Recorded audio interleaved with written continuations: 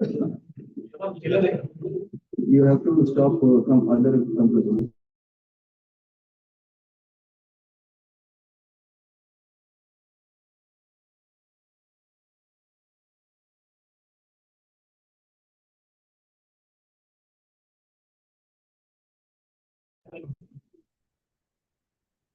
Refresh.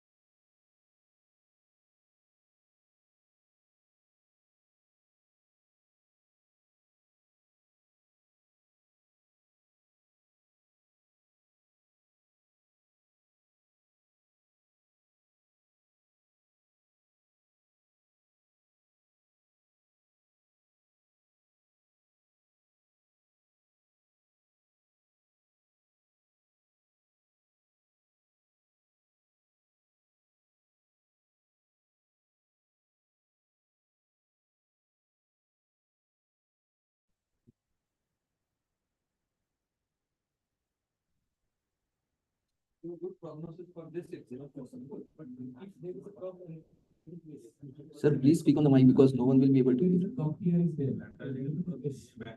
Maybe surgery will take a reduction in the saturation. So the company is Sir, know preemptively that there is a problem. Then you will look for it, you will try to repair it.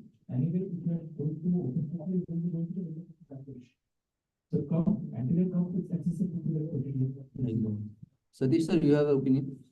You said something about McLaurin procedure. I think there is no absolute necessity for the MRI. Okay. Because anyways, you are going to operate with a retropectoral approach, you will be able to see everything open but So, apart from, anyone else anticipate any more challenges? Do you think the anatomy pertaining to the rest of the deltoid and the subscapularis and the rest of the cuff will be okay in this 2 months old patient? Definitely contracted. Yes. Yes. And what about the axillary now? Do you think anatomy is okay? What about the capsule? What about the posterior capsule? Axillary will now be okay.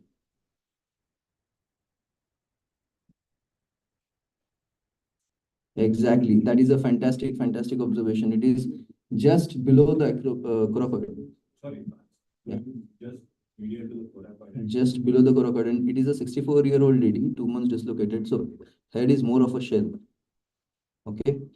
So, yes. So, if you go ahead with the open reduction, what will be your steps of reduction?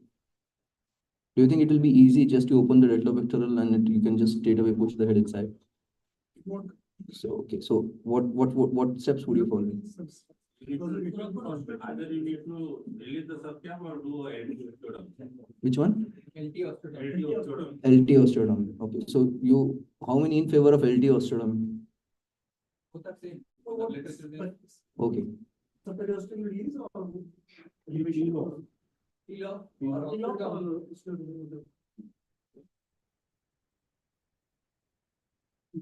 So, in giving less duration, you can try with going through rotary interval. rotary interval, yes. But for 2 months, you'll have to take down complete subscap. Subscap will be off, right? Yes. So, okay. So these were what approach? Extensile or limited subscap takedown, soft tissue or osteotomy. And where is Accelerino? So Accelerino will be in place, just that in these particular steps, what I mean, in my little experience of 7 cases of neglected ranging from 2 months to 8 months, what I have observed that if you retract too much of anterior deltoid, the anterior deltoid suffers a lot of damage. So the initial cases, that was an issue. So any other options apart from that, how will you position? Is after reduction or rather if you have opened the rotator interval, does the head comes easily inside?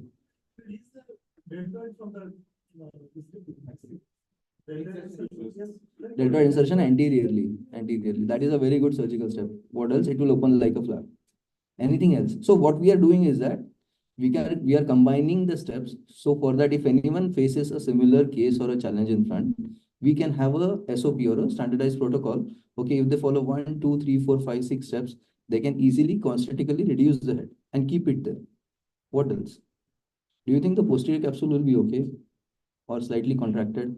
Most of the times, observation is that it doesn't let the head sit in, even after you have reduced it. Okay, getting the reduction first concentrically and keeping the reduction are two different things. So the option which remains is the keeping the head. The options are lethargy. So because she was an old lady with osteoporotic bone, I was not sure of the screws and the coracoid was very small. So there It's a posterior dislocation.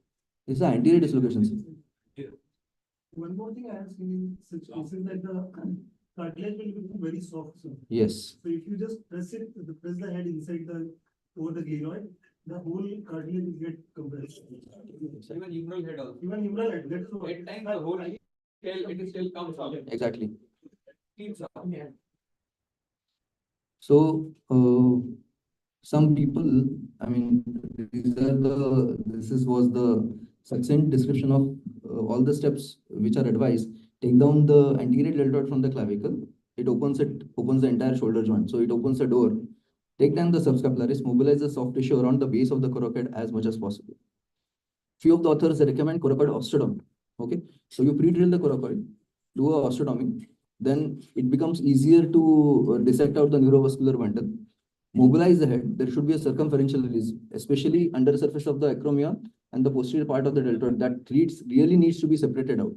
And we need to pull the head as laterally as possible. Okay, because the subscaps will be continuously pulling it medially.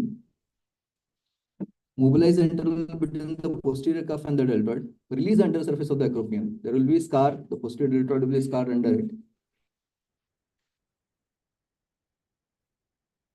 In very old cases, ranging from 7 to 14 months, there is a literature that there will be heterotrophic ossification on the anterior surface of the blade of the scapula.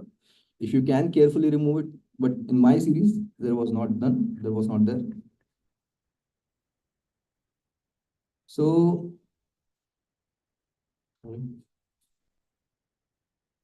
this was done. So to keep the head concentrically reduced, I use the DAS as well, the dynamic anterior stabilization. I rerouted the biceps because I took it out from the anterior, the glenoid tubercle, and till the labrum, yes, and detach the biceps above the pec major. So now, in the recent couple of cases, you can either split the subscap, if the reduction is concentrically reduced without opening, or if you can do it with the rotator cuff interval, and you can use a 5.5 millimeter swivel lock, pass braided suture through the swivel lock, and fix at 3 or 4 o'clock. So this was the original technique described by the Chinese. They are doing it arthroscopically. So this particular case, this is a 4-year follow-up.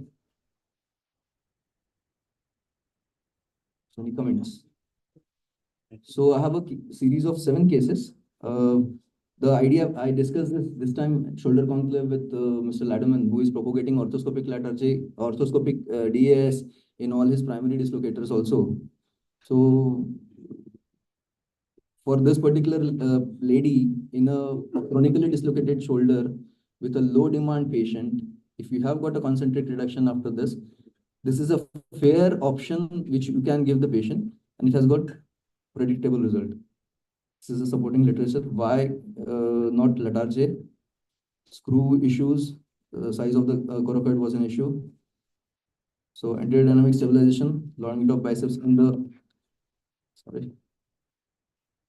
longitude of biceps in place of cojoint tendon, transferred to the subscapularis, split in the anterior glenoid margin. There are more anatomical changes in lethargy, which are less, and chances of revision. So this is the description of DAS.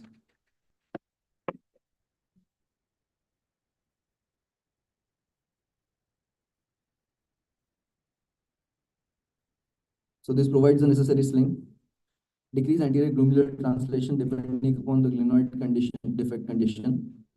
And it has got relatively less anterior translation. So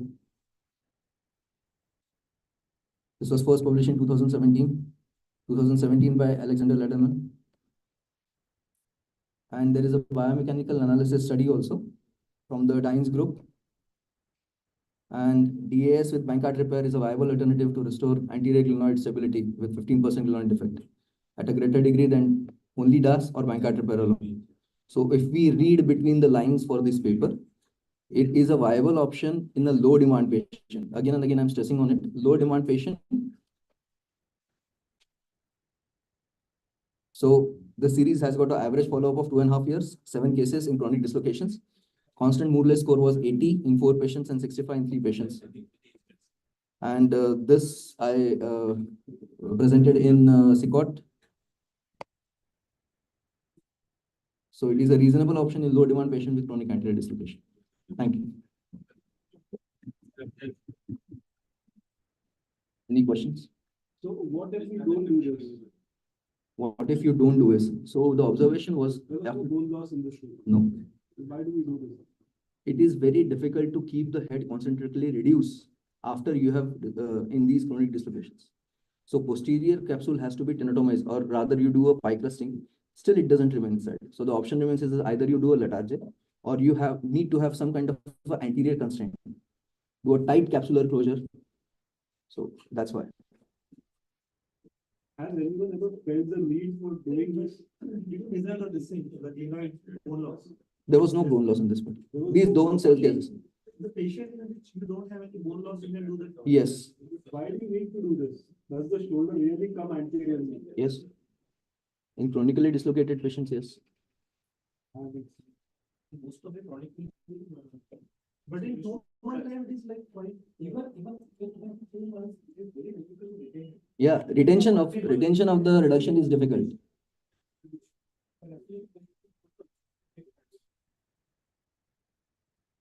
Concentric reduction after open reduction in a dislocated, the basic issue is that the posterior capsules, posterior structures are very tight. So even if you keep on pushing, it keeps on popping out. So either you do a lethargy. Any of the cases, none of the heads crumpled. Not yet, not this one. That is fairly common. That is fairly common. पूछो ना sir, क्या हो? How much was the bone loss? Hill Hill-Sachs, yes. In I mean, I have this young patient which we recently did. There was a how can I say? There was a Hill-Sachs lesion. but the rest of them, there was no glenoid bone loss. These were primary dislocators and they were dislocated. I mean, no one reduced them. So did they regain the external rotation? To an extent, yes. I mean, you see this lady. Yeah, the constant Moodle score was somewhere 80, so up to a degree, but there was some difficulty. And the physiotherapy and everything, definitely they can get good amount of external rotation back. Okay. Thank you.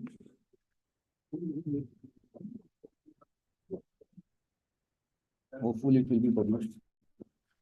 I can defend it better. Submit किया है. Thank you, thank you, thank you.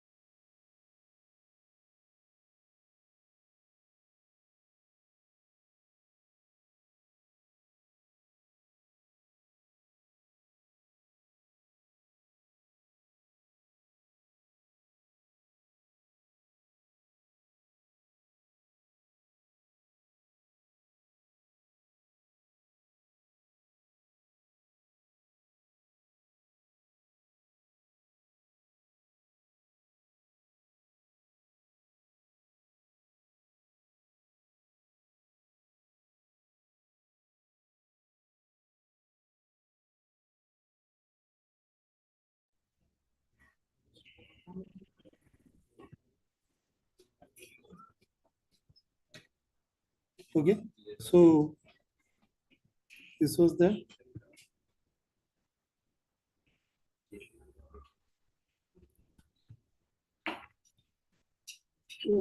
कुछ mix up करते हैं.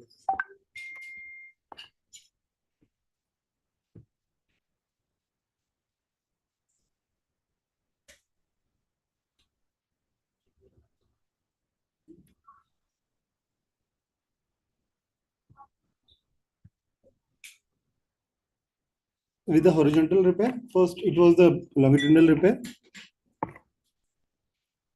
In the horizontal repair, normally you just parallelly you take the bites, and in the longitudinal repair, you first take on the capsular side, then on the meniscal side. So this is again one of the complex tear.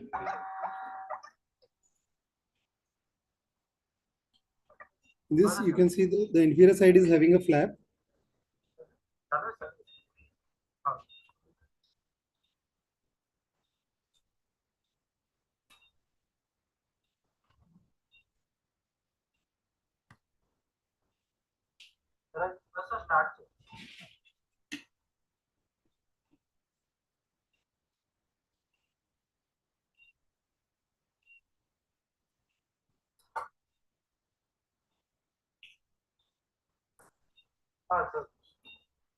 So in such type of tear, what we can do, we can take if you have a knee scorpion like equipment, so you can take multiple bites on the posterior side and the side which is on more on the articular side, and you can just make them a unit. Then you can use the various all inside devices.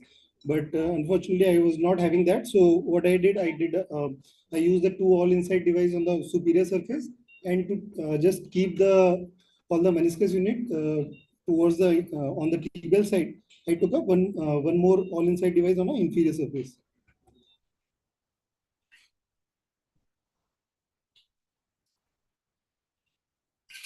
So this was how it was lifting over there.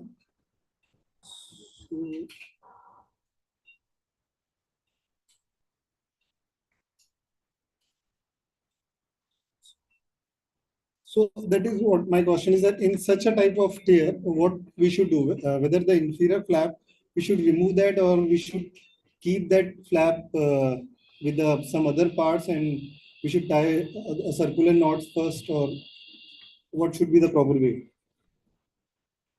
That is what I have done, but definitely I want to, if I want to improve, I need suggestions from your side. About this particular system. Yeah, there was a flap in the inferior surface.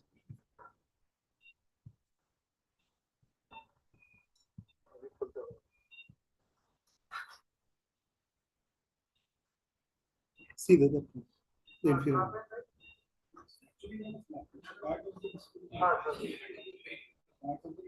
No, it was free. Okay. So whether the circular circumferential sutures should be taken with the knee scorpion or first mini, or is the same way we can do?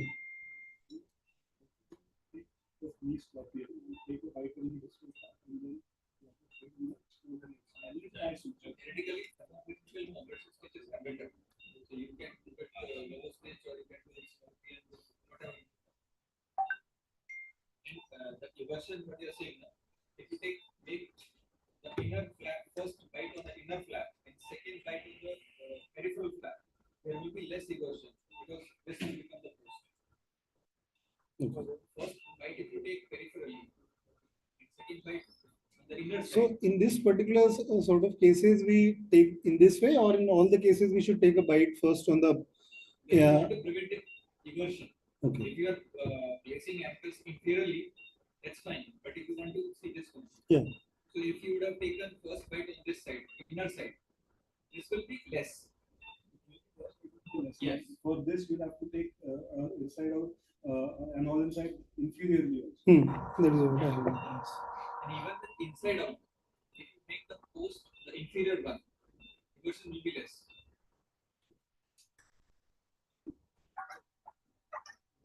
Yes.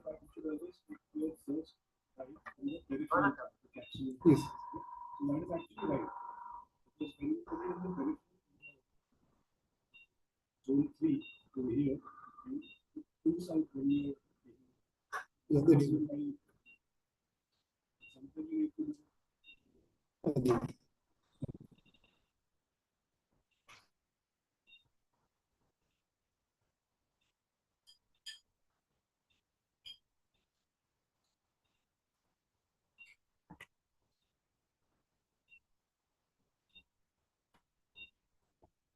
Okay. So for the meniscal based repair, you need knee scorpion or no stitch sort of devices. Recommend the meniscal based repair is always better than the all inside repair.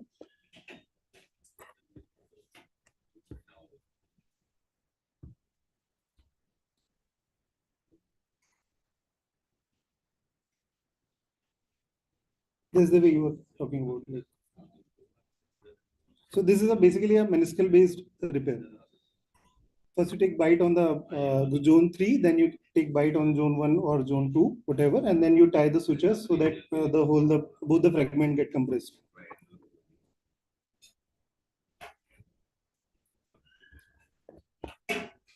this is cost effective and less traumatic. Definitely.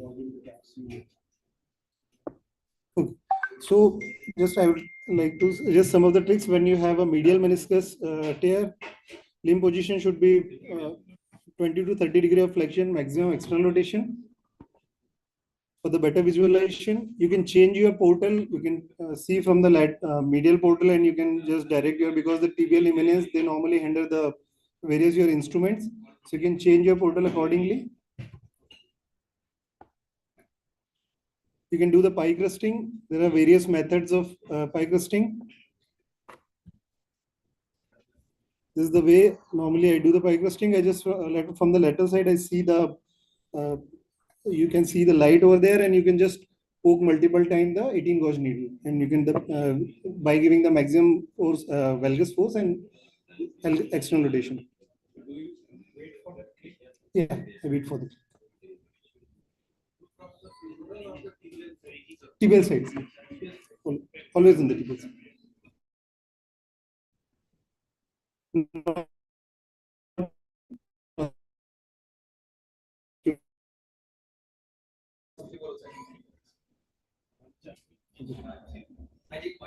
Okay. Any particular advantage of that?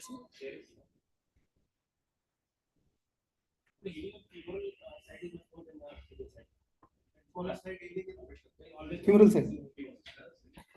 In that is in case of MCL injury. In case of pie crusting, is there any evidence to say? Technically inducing, we are almost doing injury on yes. I'm doing it tibial side. There are two advantages for tibial side. Tibial side. Patient comments will be after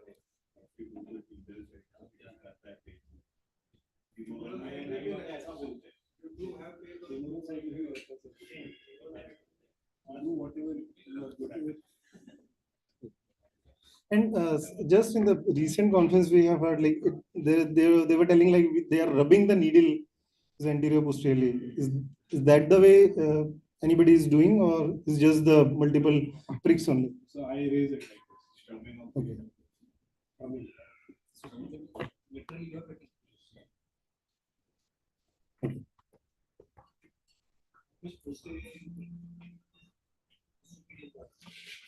Is on a posterior half only the only MCL is. So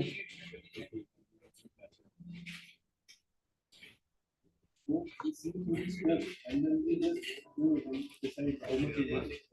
Usually so posterior medial. So this is the way, like you just hear a click and you can see that there will be more opening. So the medial meniscus will be more visible. So the key to success is know your enemy better, know your resources, and know your correct pathway. Just this one, very some unusual case I just encountered recently. So this was a actually the anterior horn of lateral meniscus, and it is actually a partial tear, just lateral to the ACL footprint. So that was the tear. So what should we do? This was the, yeah, is the just lateral to the ACL on the anterior horn of lateral meniscus. So how to address it? I think nitrogen, because which we were doing the intermediate portal, and you can just leave it alone, nothing will happen. This was very close to ACL. I don't think I'll just. It has happened to me. So that is okay. No, it was there. It was reported in MRI also. I would leave it. Or we just do it like what we do in root repair or something. Was it getting lifted up? No, it was not. The inferior surface was intact. Superior was completely, and a patient was having typical pain on anterolateral side. Getting lifted up, then you can do a transverse repair. When it is like this on a partial, like it's a partial type, then what I did, I just took sutures from both the sides and from outside in, I did it. Like inside out. Outside. Outside. This patient was operated just for this pair, not for the ACL. No, not for this. Not for the ACL. Not for this.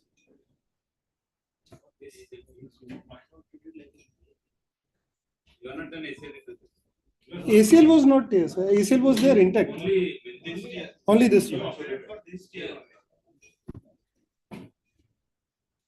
So would this was symptomatic with this? Patient was symptomatic with this? Yeah, with last 1 year. He got injury and he was symptomatic. What about approaching Yes. like a root tear? That is what my question is like whether we should approach it like a root tear or just Since the indication is that, that's why. If the indication was different, then if you are. They're doing it for something else, he's saying. Yeah. If we are operating for this tear, probably I would have went for a root tear, like a root tear repair. okay. Yeah. Okay. The root was intact, he's saying. Yeah. The inferior surface was intact. Was the distance? What was the distance of tear from the? So I didn't poke it inside. I thought like it is intact on the inferior surface, so I should not poke. Okay. So I didn't separate it and measure the distance. Let's see what we do. Just this much I have. So what if it was a I think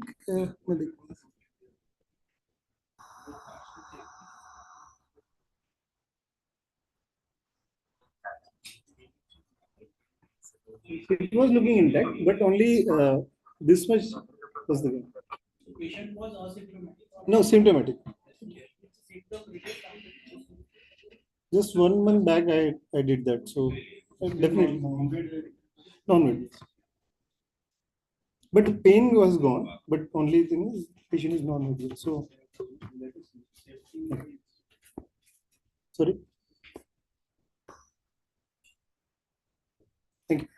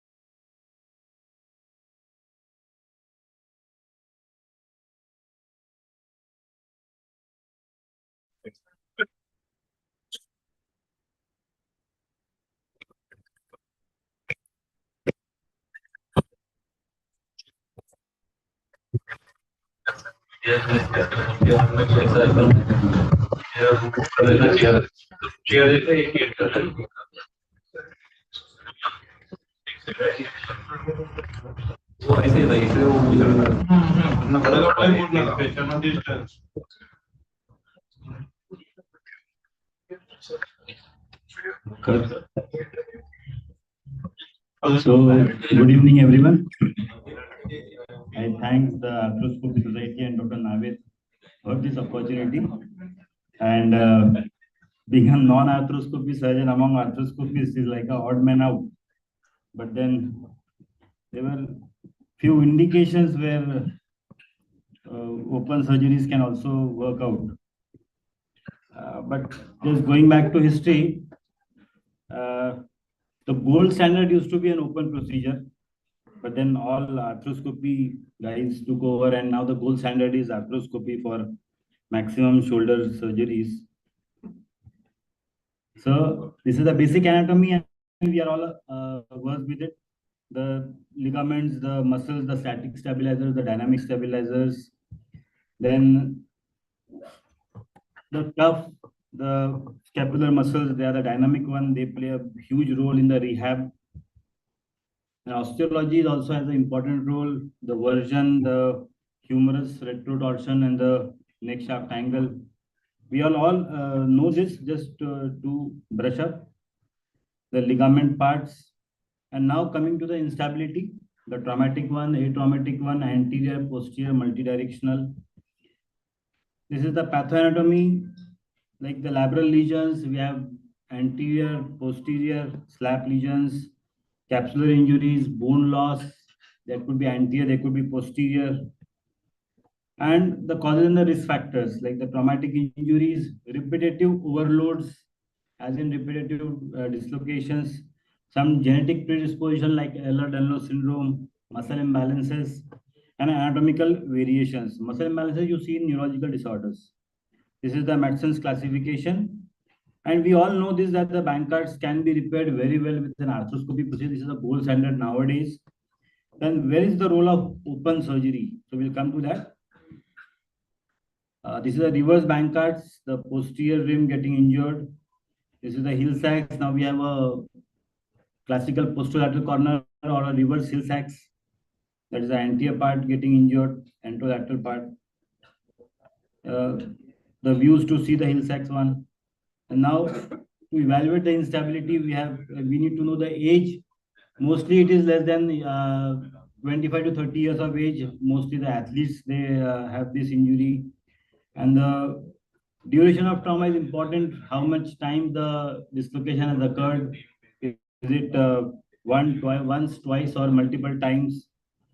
And are there any limitation of movements, or the apprehension test is positive or not? So these are various signs to see it.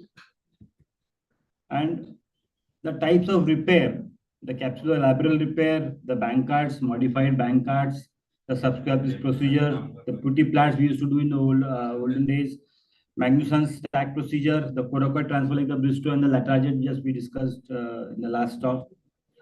And the type of instabilities we have, we can prefer scopy as well as open. Now, where does the role of open comes? So if the patient has multiple times dislocations, every time dislocation leads to around 6.25% of bone loss on the glenoid. So if it is twice, thrice of more than 4 times, then you have to think in direction of open. If the scopy surgery has a failure, then you have to go in for open. So we'll come to the indications for that. And this is the way the history has come for the open shoulder stabilization procedures. So coming to X-ray, CT is best for diagnosing the bony loss, MRI for the soft tissues. So if it is 0 to 10% of glenoid bone loss, definitely this is the gold standard scopy we have to do. But if it's 10 to 20% glenoid bone loss, so you have to go in ahead with scopy, or if it is a more than 20%, then you have to go in for open glenoid fixation or a lethargic procedure, or sometimes an osteotomy. We all know that the open procedure is a bit easier, though the indications for the open surgeries are critical glenoid bone loss. It could be a failed scopy surgery, massive engaging Hill-Sachs lesion, high instability severity scores are there, concomitant shoulder pathology are there, humerus head avulsions, though now we can always argue that this can be fixed by scopy also. But then there are procedures when open also helps it out. Glenoid fractures, I don't know how much, any of you guys pick with scopy. I do an open procedure, so I'm telling about it. Humerus avulsion of anteglenohumeral ligament is an indication for the open surgeries. Few modifications have reduced the complication rate of recurrences, like an capsular shift, the Nice procedure, wherein you lift the inferior capsule. Thereby, you reduce the volume of the joint, and thereby you have a negative impact of this restriction of the range of movement. The external rotation and the abduction is restricted, but then the recurrence rate is reduced. So definitely it plays an important role. That is the technique we all are aware of, the deltopectoral approach, and then the capsulotomy, and then implicating the capsule anteriorly. Now, what are complications we can face because of this reconstruction part? There could be a non-union, there could be subluxation, there could be arthritis, there could be nerve injuries or osteolysis, which we don't see in scoping. This is a lethargic procedure which has a triple blocking effect, like a coracoid bone block, a conjoint tendon to prevent the anterior subluxation, and the joint capsule to stabilize these structures. Specially indicated only for those procedures where there is high risk for recurrent instability or who have more than 20% of glenoid bone loss. While going to the literature, I found there was a lot of literature suggesting that lethargic procedure is done by scopically also. I was not aware about it, but then what we have done is through open procedures. So this is a classical lethargic procedure, wherein you pressure up the glenoid, anterior glenoid, and then insert stabilize the coracoid process there. This was the classical Bristol lethargic procedure. So you do have a restriction of the external rotation. There might be a possibility of the musculocutaneous nerve damage and decrease in the internal rotation power. Long-term results, say around 20 years, they showed that that was a osteoarthrosis going on in these joints, because they was typically done in athletes. They had high contact sports, and they used to have recurrent injuries to the shoulder. These are post-op complications of the lethargic procedure. They are not less than 30%, and mostly the patient presents with hematoma, recurrent instability if the procedure fails, neurological complication if you injure the nerve around. Infection is a obvious procedure, open procedure for open lethargy. And post-operative stiffness, graft or implant failure or malpositioning, bone block, non-union osteoarthritis, all these are complications of the open procedure. While I have never had an experience of this, but while coming to the literature, there was a Weber subcapital osteotomy wherein the Hill-Sachs lesion you interrotate it, and for the classical Hill-Sachs where the defect is huge, you can do this procedure. So they have the proximal fragment, they do osteotomy and rotate it internally, and take away the lesion from the glenoid, away from the glenoid. This is the Nice modification. And this procedure, these are the other procedures. They are for the sake of completeness, Magnuson's stack procedure. I have never done it. But then they remove it, the subcapsule from the lesser tuberosity, and then attach it towards the greater tuberosity.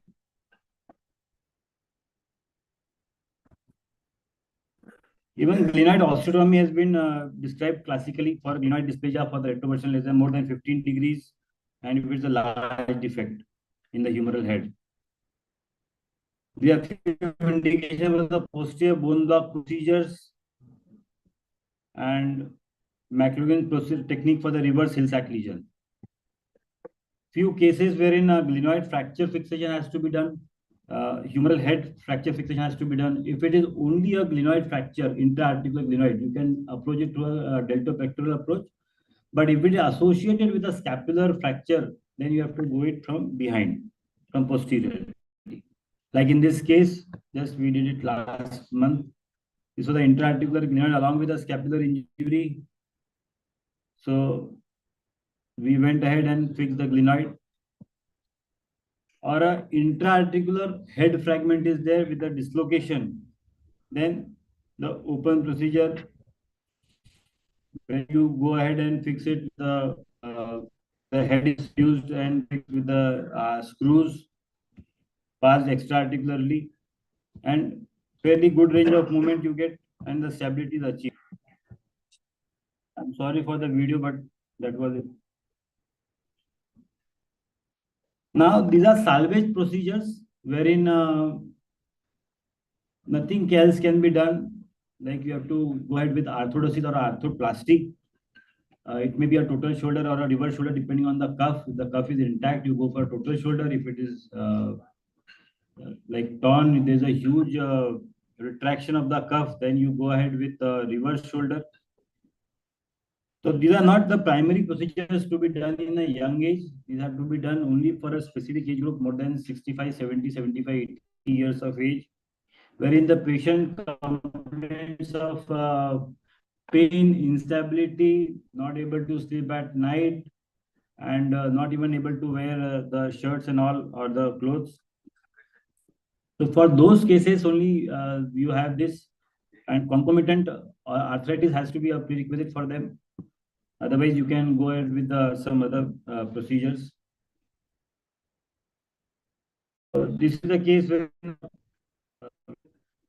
there was a massive tear, and you can see arthritic changes.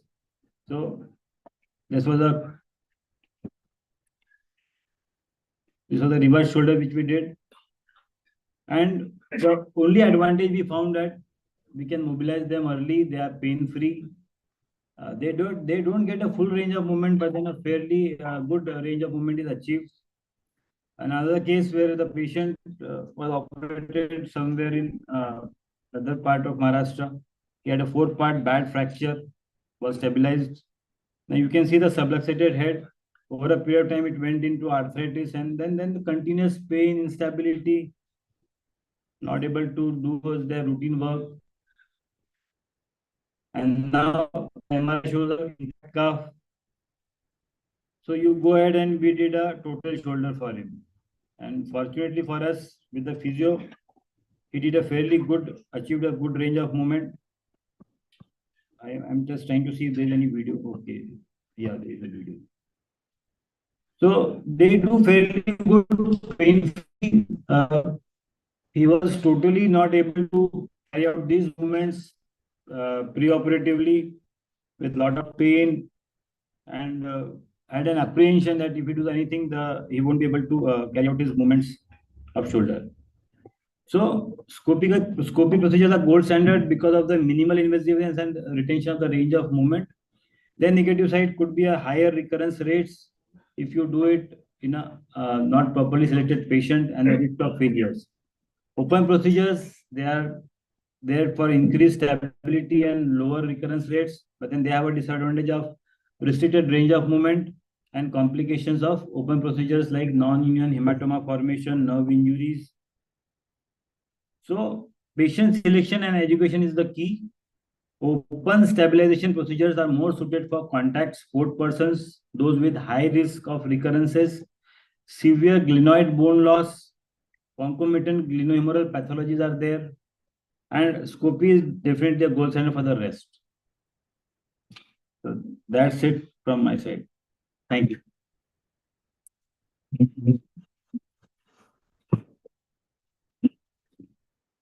Any question?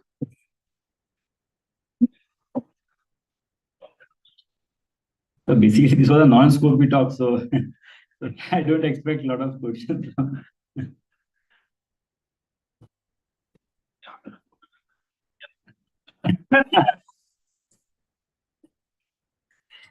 Yeah, but see, things change over a period of time. Like when Scoopy was not there, the gold standard was on open bank cards. We were trained for open bank cards, putty plats along with it if there's a hillside lesion. But now the gold standard has changed. Now what we are seeing is now maybe you all will see a lot of patients where the indications were not proper and there's failure of Scoopy. So you'll have to take a call whether to go ahead and again do a Scoopy and revise it or go for an open procedure. So maybe over a period of time, Scoopy may, when open procedures may again peep in. Yes.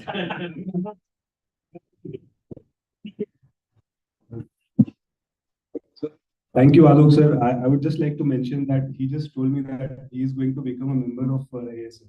I would like to invite Jagtap sir forward to please felicitate Dr. Alok Kumble sir.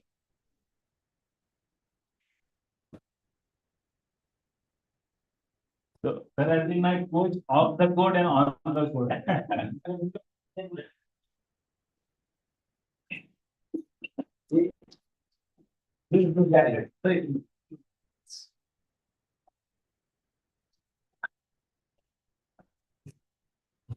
And I'd like to invite Praveen Agrawal sir to please give Alok sir a memento from us. Sir.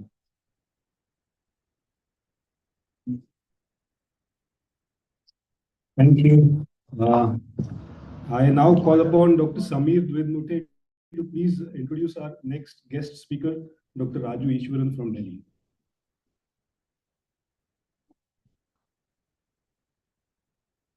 Good evening, Dr. Raju. Can you hear me? Yes, I can hear you. Good to see you.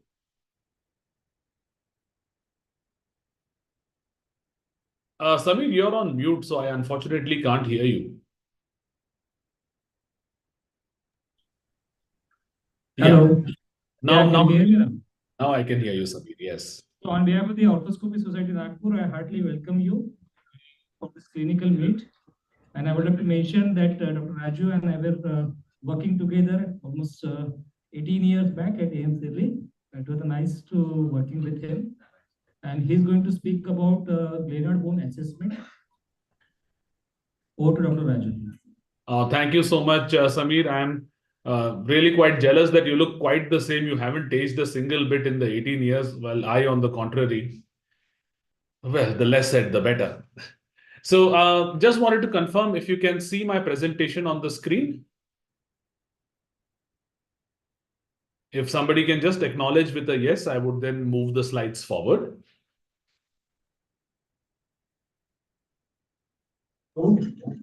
Yeah, wonderful. So yeah.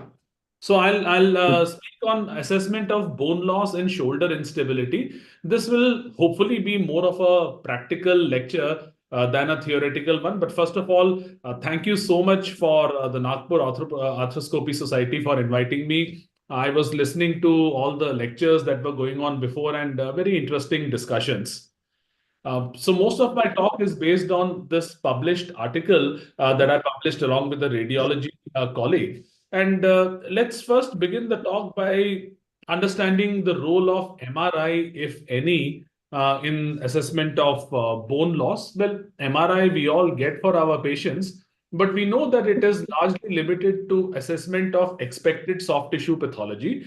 So in a MRI, you expect to see a Bankart lesion, and that's what you will see. Of course, if you have a good radiologist, they can tell you whether there is bone loss or not, but generally the X-ray or the CT-based methods are better.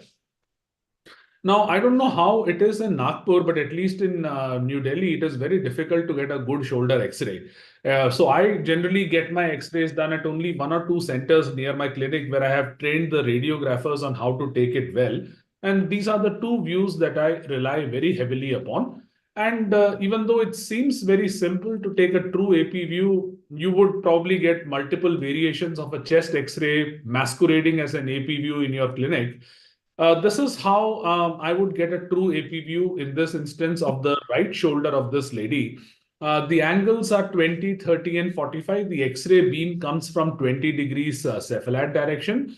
The patient is tilted roughly 30 to 40 degrees to counteract the effect of 30 degrees scapular inclination. So the scapula is anteriorly inclined, so you need to tilt the patient back. So that is why we are taking the right shoulder of this particular lady in question. And she acknowledgements to her as a radiographer in one of the hospitals that I did a bit of my shoulder fellowship in, Institut Delamont in Paris. And they would produce beautiful looking X-rays. The arm is held in the mid-prone position, that is roughly at 45 degrees.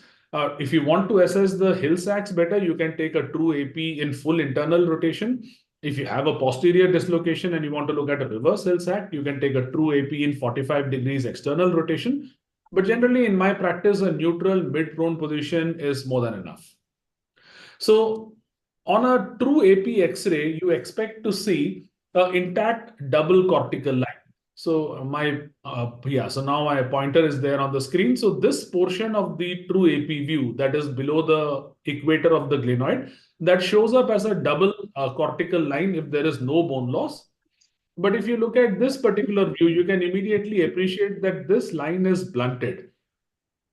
So even though an X-ray does not help you measure the amount of bone loss, it can sensitize you to the fact that there is some bone loss, and you need to order higher investigations like a CT scan. The other view that I like to get is the Barnagou view, and this view helps to see the glenoid in profile. Obviously, if you have a patient with an acute shoulder dislocation, common sense will tell you that this is not a very easy view to get. This is more for the chronic scenario. And this is how the patient is positioned. The X-ray beam comes from a 15 degree cephalad angle. The 25-30 degree angle is just to get the opposite shoulder away so that you can have the X-ray beam come directly. So that's how the positioning is. It's very easy to position. And this is how you get the Barnagou view. You can appreciate that there is a blunting of the anterior cortex of the glenoid. And there is also the presence of a Hill-Sachs. Even though you cannot measure any of these things, you can at least get an idea that they are present and you need further investigation. And the position for the Barnagou view, if you have ever been to Trivandrum and seen the Padmanabha Swami temple, the Anantashayanam pose of Lord Mahavishnu is something similar to the positioning for the Barnagou. But when it comes to actual measurement of bone loss, I prefer a CT scan because that is the most accurate method of measuring bone loss. Now, there are multiple ways you can measure the bone loss on the CT scan. You can use a linear method. It's known as the Griffith method, wherein you basically divide the diameter of the defect by the diameter of the intact glenoid. You can use a trigonometric method known as the PICO method. And you can use a 3D on-force view, a view that we are very familiar with the humeral head subtracted, that is known as the Sugaya method. Or you can use the concept of the bipolar bone loss. Now, in this particular example, so it is important to appreciate that the same patient may have different measurements depending on what method you are employing. So these methods are typically done on 2D images. They are not done on 3D images. And if you ask most radiologists, they are more comfortable giving you measurements on good 2D images. And this has been proved in the literature too. A recent paper published in the American Journal of Sports Medicine came to the conclusion that nearly all methods that we know how to measure the glenoid bone loss, they overestimate the actual bone loss, but the least amount of overestimation happens with area measurements taken on 2D views. This, of course, is the more familiar Sugaya view, Sugaya method rather, which depends on a 3D on-force view of the glenoid. You would notice that the humeral head is digitally subtracted. So whenever you get a CT scan, always insist on the opposite side also to be scanned and insist for a volumetric analysis or a three-dimensional analysis. That is just a software thing the radiographers or the radiologist will give you. The glenoid tract is defined as the area of contact between the humeral head and the glenoid in the position of athletic function, typically in the throwing position. And it has been calculated by various studies as 0.83 multiplied by the glenoid width. This is based on static MRI measurements done by Japanese researchers, Omori et al., if I remember correctly. Now, glenoid real estate is prime real estate. The less amount of bone that you have on the glenoid, the more your Hill-Sachs lesions can engage with it, and the more the chances of instability. So herein comes the concept of the on-track and the off-track Hill-Sachs lesion.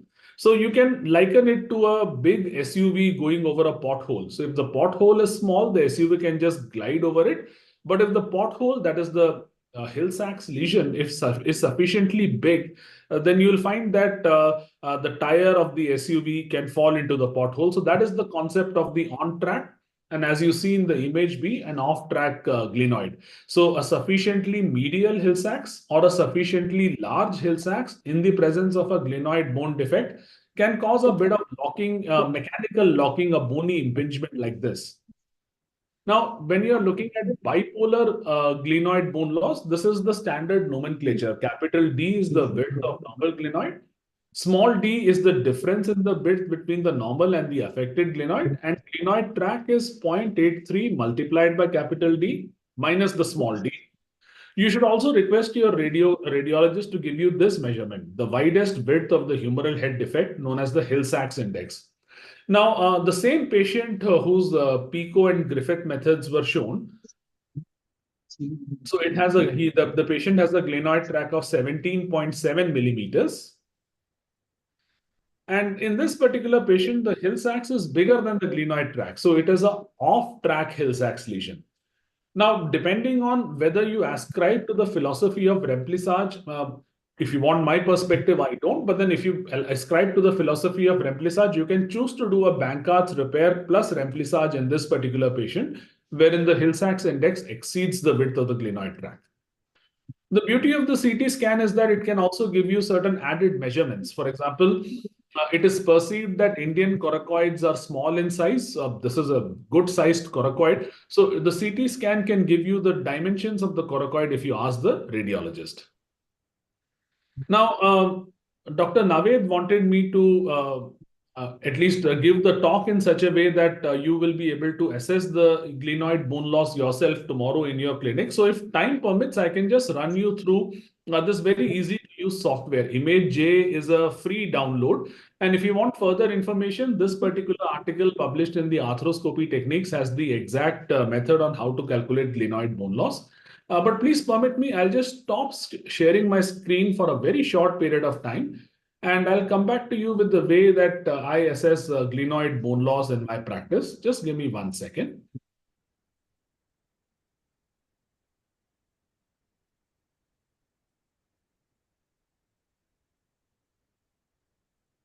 Right. So I hope you can see this PowerPoint presentation on your screens. So you see an image of an en-face view of the glenoid, and this could be a simple image taken from a mobile phone. It could be a WhatsApp sent as a forward from your resident.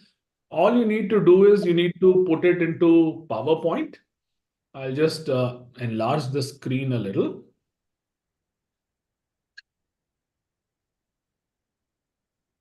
And then PowerPoint has these tools, for example, the shape tool, and you can select the circle shape and you can try to draw a circle. It will show you the exact pixel width.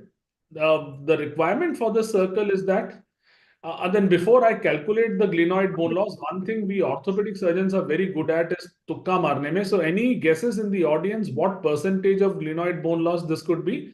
Do you think this is 10%, 15%, 20%? Any random guesses from the audience? 15 to 20. OPD में बैठ के, to be very honest, तुक्का ही मारते हैं. We just look at the thing, rely on the measurements given to us by our radiology colleagues. So I hope you agree with me that I have drawn a reasonably accurate circle. Now the next thing that you need to do is you need to go to the shape fill, and select no fill so that the circle becomes transparent.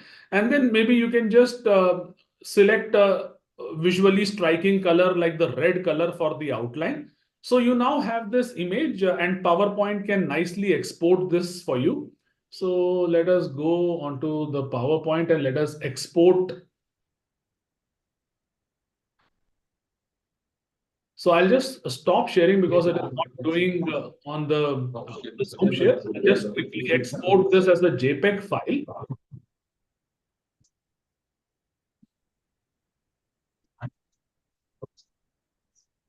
So I have exported my PowerPoint image as a JPEG file, and I'll now show you how to use the image J and do it. So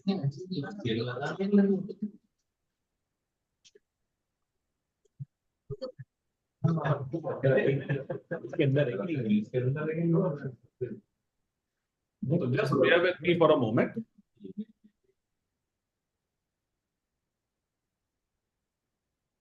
Since I'm doing this live, it just takes a little time. But then since I'm doing all this in real time, you can understand that you can do this very easily once you get a few cases under your belt and you're confident in all these software. Right. So now I have the image with me. I will share my screen again.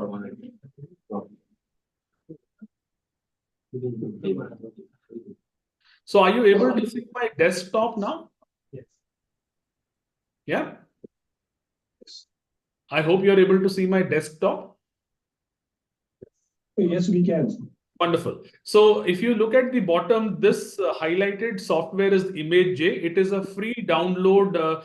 Just go to Google and type ImageJ and you will get the software. You can download this on a Mac. I'm using a Mac right now. You can download this for Windows as well. So you go to ImageJ, you click on File and you click on Open. It will then ask you where you want to open. So I have taken a screenshot of the document. I'll just go to my desktop. And I will go to this particular screenshot, just the circle which we just drew. So this is now in front of you. Now all you need to do is, are you able to see this oval tool here in the ImageJ? You click on the oval tool and you draw an oval.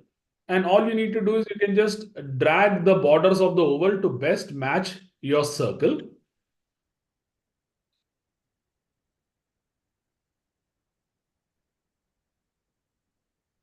So I hope you agree that I have done a reasonable job of drawing the circle. Once this circle is drawn, you need to go to this menu called Analyze and you click Measure. So this will tell you the area of the circle in pixels. So I would request anyone in the audience, Samir, maybe to just note down this value. I'm sure all of us have a mobile phone with a calculator, 62,238. So that is the area of this circle. Now, what you do next is I like to use the area method. I don't like to use the linear method. The area method, also known as the Barchelon method, is the more accurate way of measuring glenoid bone loss. So do you see that my mouse is highlighting something called freehand selections on ImageJ? So click on freehand selections and then draw out the area of the defect. So इसमें थोड़ी सी हाथ की सफाई चाहिए. Thankfully, all of us are arthroscopic surgeons and हाथ की सफाई is something which we employ in our day-to-day life in our surgeries. So you can draw out this shape and all you need to do is go to Analyze and click Measure. I would request Samir again to note down this value 9770. Now, Samir, if you can just take out the calculator on your mobile phone, divide 9770 by 62,238 and let us know what percentage it is.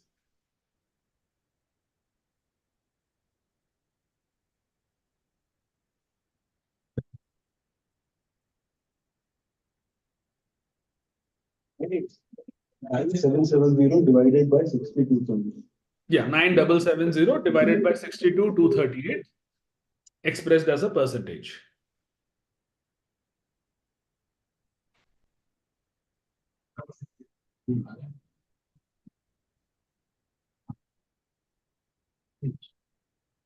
So this is 15.69%. That's right. So all those people who guessed 15% are probably right. So this tells you the exact value. So you can probably use this one image as a counter check by the cases. For calculation only calculation. So I hope this method was clear to you. This is very easy to use. I think almost Yes. anybody can do this, and this is a free to download software. In case you have forgotten the way that I have done it, you can just go to the Nikhil Verma's article on arthroscopy techniques. It's an open access article. So I would like to end my presentation here. This was more of a discussion and more of a practical thing.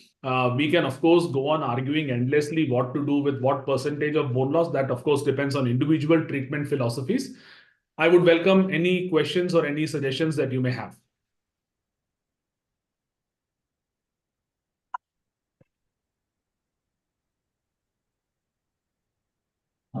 Good evening, sir.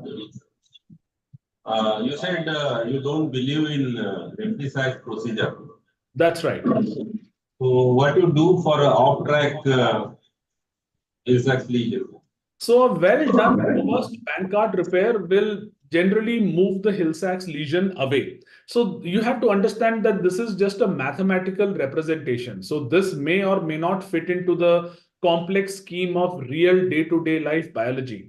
When Omori et al. Discovered the glenoid tract, they thought it was 0.83 multiplied by the glenoid width. Now, using a dynamic MRI, they are saying that it is 0.72 multiplied by the glenoid width. Now, at the end of the day, a remplissage is a non-anatomic operation. If you look at the work of Dr. Alexander Laderman, and I believe one of the colleagues presented a DAS procedure as well. Now, Dr. Alexander Laderman did a study, and he found out that while we are thinking that remplissage is actually a tenodesis of the infraspinatus, the sutures are placed so medially that it turns out to be a capsulomyodesis. And there are chances that high-performing individuals might actually sustain a CHO type 2 tear of the rotator cuff, the kind that we see after a double row rotator cuff repair. So I am in general not a great fan of non-anatomic procedures to protect anatomic repairs. And I extend the same philosophy to the ACL as well. I don't believe in LET or ALL reconstructions, etc. But then that's my point of view. There are published evidence in the literature that adding a remplissage might reduce recurrence rate, but I believe that that will come at the expense of reduced external rotation. There is no way you can fix the infraspinatus and not have a reduction in external rotation. So what you do for that big Hill-Sachs lesion, which is off-track, may compromise your Bankart repair?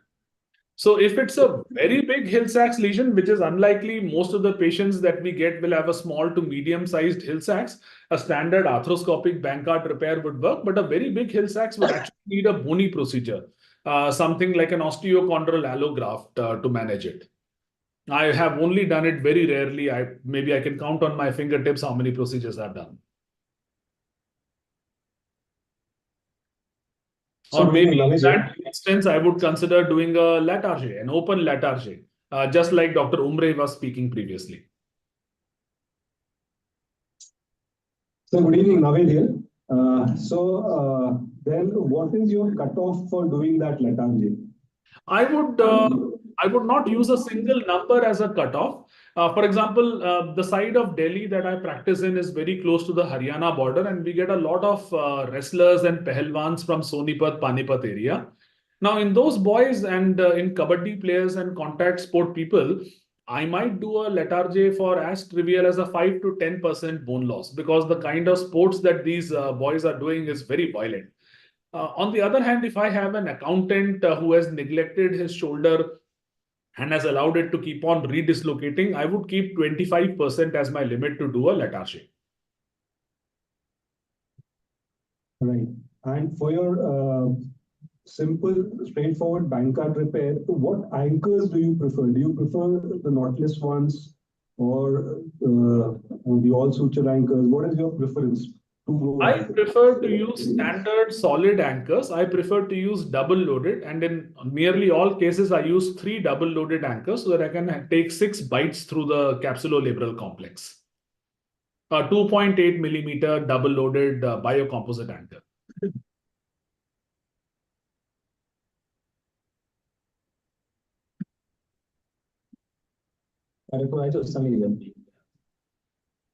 Hello. Sorry, I couldn't hear your question clearly. You may have to kindly repeat it. We in this clinical meeting we had a case of a chronic neglected shoulder dislocation. Mhm. So which was managed with the open reduction and a DAS procedure.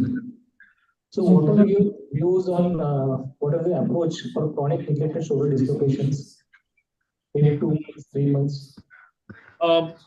I'm sorry, the audio maybe is a little poor quality, but if I understood you correctly, you are asking my approach for chronic recurrent dislocations of the shoulder? Is that- Chronic neglected shoulder dislocation. Oh, it's a neglected. So it's an unreduced shoulder dislocation. That's what Yes. you are saying? Okay.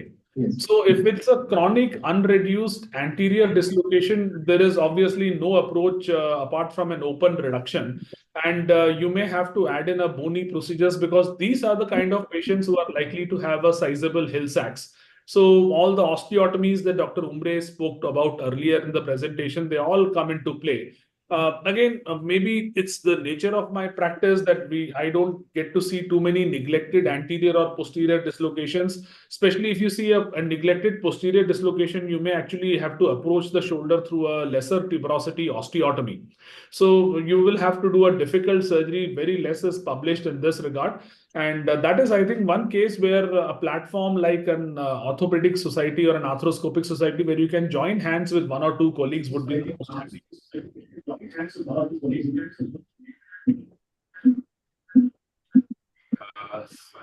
Good evening, sir. So, I want to know your honest opinion on that procedure. On opinion on which procedure, Doctor? That procedure. DAS. DAS procedure, well, my honest opinion is that it is another in the list of non-anatomic procedures. I would probably not do it for the next 4 or 5 years because when we know the long-term published results of any new procedure. In subcritical bone loss, at least in my hands, I have been very happy doing an arthroscopic Bankart repair. Probably it's a reflection of my training. I was trained in shoulder surgery by Dr. Sanjay Desai from Mumbai. And I think to this date, Dr. Sanjay does not do a Replisage procedure. And probably he would not be that keen to do a DAS procedure as well. He does a very good and a robust arthroscopic Bankart repair, which I probably have never seen fail. And I can speak of my own recurrences. In the unlikely event of my recurrences going here and there, I have a very low incidence of recurrence for a robustly done Bankart repair. One could probably think that your patients are going to other colleagues, but I can assure you in a place like Delhi, Mareez ek baar gali to dene aayega aapko. So level of recurrences is not that high.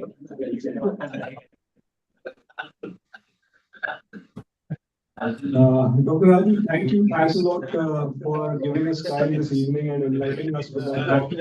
And it was a very simple way that you showed how to measure the and I'm sure that we all our day-to-day routine practice, and we would love to hear from you sometime later as well. So we now move on to the next talk.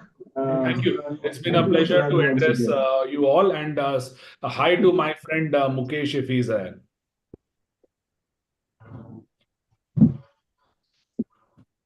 Next is Abhinav.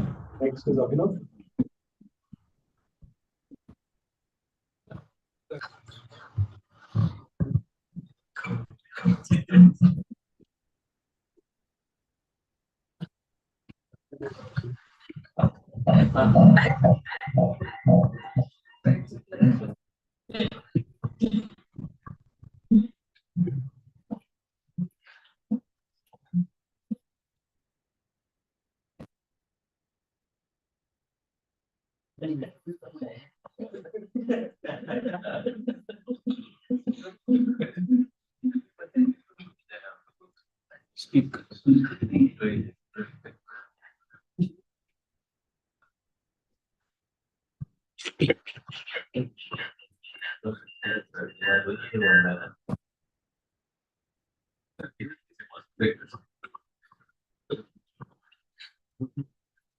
दिख रहा है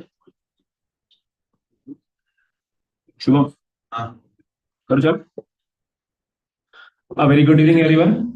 Thank you so much to Navid sir and Arthropathy Society for giving us an opportunity to present on this platform.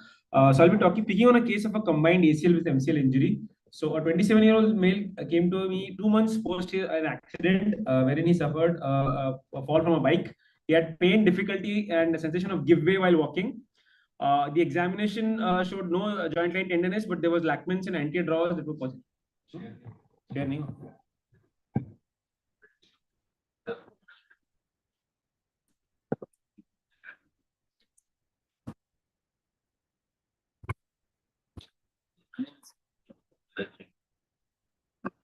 Screen duplicate.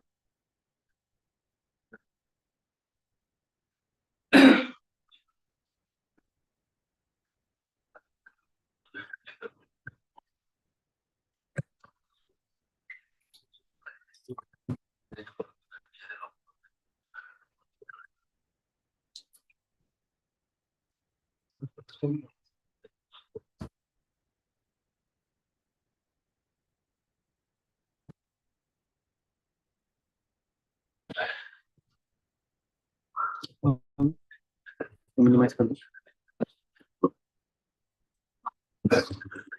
दिख रहा है?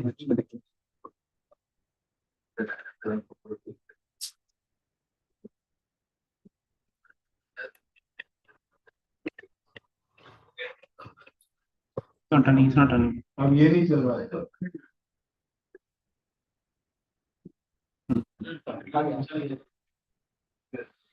आगे इधर भी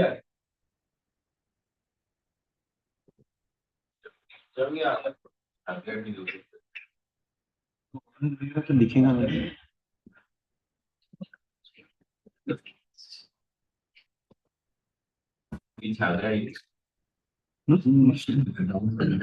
screen तो वही दिख रहा है. हाइट क्या तो नहीं है. Share, like, subscribe. like subscribe. Press the bell icon. Dr. Abhinav, we can see you.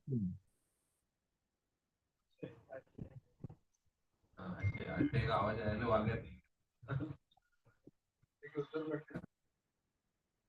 नहीं जूम मीटिंग में जाएंगे.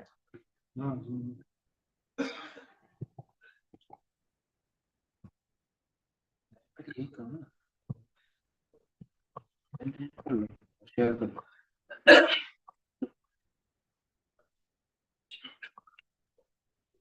दिख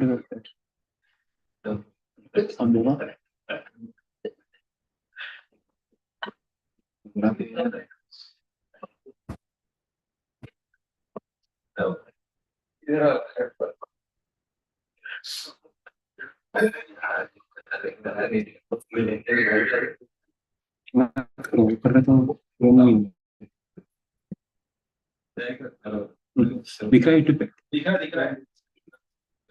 Sorry for the technical glitch. So 27-year-old male, he came 2 months post an accident. He had pain, difficulty in walking, and sensation of give way. The joint line tenderness was not there, but Lachman's and anterior draw were positive, and also a valgus stress test was positive. So we went for an MRI. The MRI showed a complete ACL tear. Along with that, there was a tibial attachment of MCL that was also injured. We did a valgus stress opening where side-to-side difference was more than 10 mm on the X-ray. There was a middle opening of the affected joint. So the issue we had here was a complete ACL tear with a positive anterior draw as well as a Lachman's test, and an MCL distal third grade 3 tear with valgus opening more than 10 mm as compared to the opposite side. So I would like to have the opinion of the house regarding how would you go about managing this case? ACL alone, conservative trial, ACL plus MCL in the same setting. What's the opinion of the house? How many days old is it? 2 months post trauma. He's come to me for the first time. 2 months post the valgus is opening more than 10 minutes. There is opening of valgus on the day of presentation to me. Both in same setting.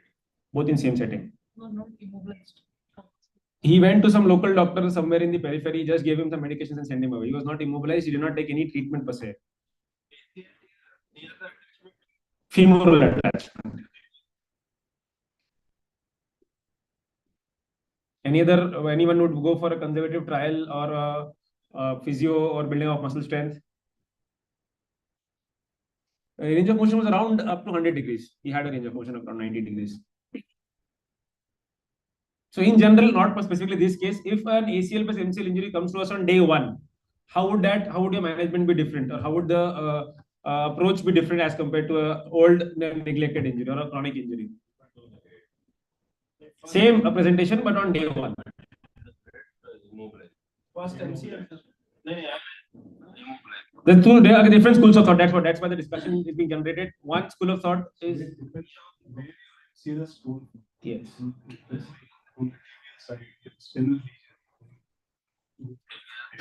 So an acute repair first.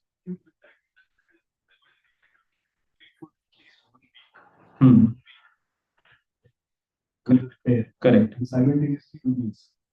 In that same setting in 1 week. Yes. I don't know. The other school of thought? If only if it is a tibial side. Tibial sided avulsion, Stener lesion. Stener lesion is one definite indication. And then what would the second stage be? When would the second stage be? After how many days? So 3 to 6 weeks, or what would be the time period? That was the idea, that was thing. So single stage, again, there are doubts. MCL repair or reconstruct, how many of you would go primarily for a reconstruction, or would like to augment your repairs with repair plus augmentation? For myself, I don't know about that. That's what I'm trying to ask everyone here. I'm talking, that is what, in this case, I'll discuss what I did and we can have a discussion. I'm talking in general, if you are going to repair on day one, would you like to augment it? When would you augment it? Only a repair. Any indication of an augmentation, Satish sir? Always.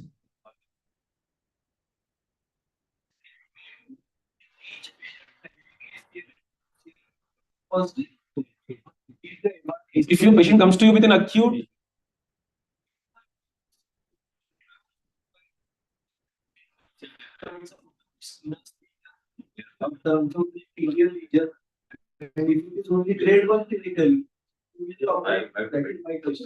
So again, I'll come to that later on, but grade 1 and grade 2, I think literature is very clear regarding a conservative management. It is only the grade 3s which have got a zone of contention. So ACL complete tear with a grade 1 or a grade 2 MCL, I think pretty much standard conservative ACL prehab, followed by an ACL reconstruction and assessment of valgus opening at the time of ACL reconstruction under anesthesia. So what would be the graft choices if you are supposed to do both of them in the same stage, in the same setting?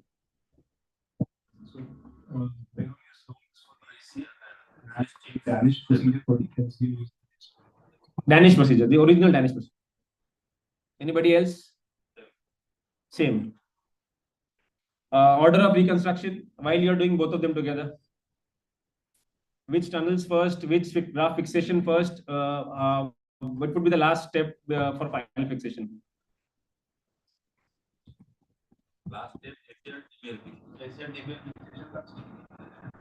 So we used to do this initially, but now where said that you have to fix the cruciates first and then do the collateral. That is how they said that they have gotten the better disease. So that should be. So I think literature, whatever I went through, literature has classically told femoral and tibial tunnels of the ACL, then go ahead and fix the femoral side of ACL, open the MCL, build the MCL tunnels, fix the MCL, finally do the ACL tibial tunnel, tibial fixation at the last. Yeah, that's what literature is given. But again, that is what I talked to Roshan sir as well regarding this, and now they want to do the cruciates first, build the central pillar first, then build up on it through the peripheral pillar. So I don't know, this is again something which is very quite new in literature. Mode of fixation, choice of fixation for the grafts, bioscrews, suture anchors, or adjustable loops. I'm specifically asking for the MCL. The ACL is quite straightforward, I think. For the MCL, bioscrew for both sides. Any other? I am using adjustable loop button for MCL femoral fixation nowadays. Okay, and tibial? So tibial Danish procedure is anchors. So then tibial you're having anchors over there. Yeah. For Danish procedure it is quite clear. I'm talking about reconstruction with a graft. Right, 3.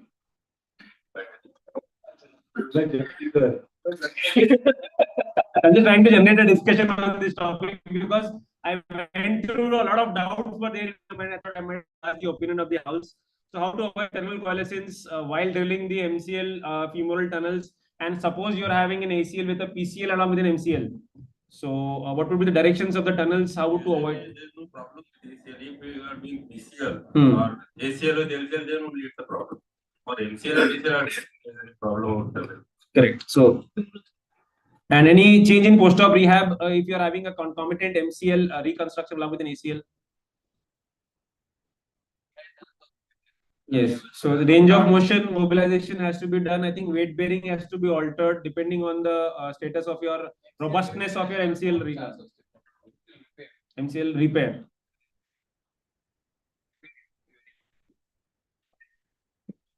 So I went through a lot of literature regarding MCL reconstruction. I found out 3 broad headings that were there: single bundle anatomical reconstruction, double bundle non-anatomical reconstruction, and double bundle anatomical reconstruction. So the single bundle anatomical reconstruction would be straightforward, free autograft that would be inserted into the femoral and tibial tunnels. We'll come to it later. Double bundle non-anatomical reconstruction is something like a triangular vector ligament reconstruction, wherein the anterior limb is fixed as attachment of the semi-T. It goes through the femoral attachment and then comes back to the to reconstruct the second limb, that is the POL. Again, there was double bundle anatomical technique that was described by Laprade, which was there with 2 separate grafts and 4 tunnels. It would be reconstructing both the MCL and the POL. So there will be 4 tunnels, 4 implants, very high technical expertise, and it requires a lot of expertise to avoid tunnel coalescence. Now, on further evaluation, there are rerouting or tendon transfer techniques wherein the semi-T attachment is kept intact in the anterior attachment, and then that graft is tunnel routed again and again. So there is a Lind or Danish technique that Sir was mentioning about. So the semi-T is gone through the femoral tunnel, then from posterior to anterior through the tibia, the MCL POL limb of the MCL is reconstructed. Dr. Sheetal Gupta from Bhopal devised the modified Danish technique because there was contentions regarding the Danish technique that the semi-T attachment is quite anterior as compared to the MCL attachment on the tibia, which is towards the posterior 2/3. So the contention was Laprade in his study has told that in a biomechanical study, if we kept the tibial attachment of the MCL anterior, there was 100% failure and under stress testing. So their contention with the Danish technique was the anterior attachment of the semi-T. So what Dr. Sheetal Gupta did was he rerouted the semi-T towards the tibial tunnel that he created on the tibial side, and then brought the graft to the femur, took it down to the tibia. So this pretty much shifts the position of action of the semi-T towards the posterior aspect and avoids failure. Again, now while going through this literature for this talk, in January 24, the article has come last month, which is from a German they are saying now that earlier we had a concept of POL rupture being the basic prerequisite for an anteromedial rotatory instability. But the latest studies, they say that the POL rupture is rare. Instead, there is the anteromedial retinaculum that is more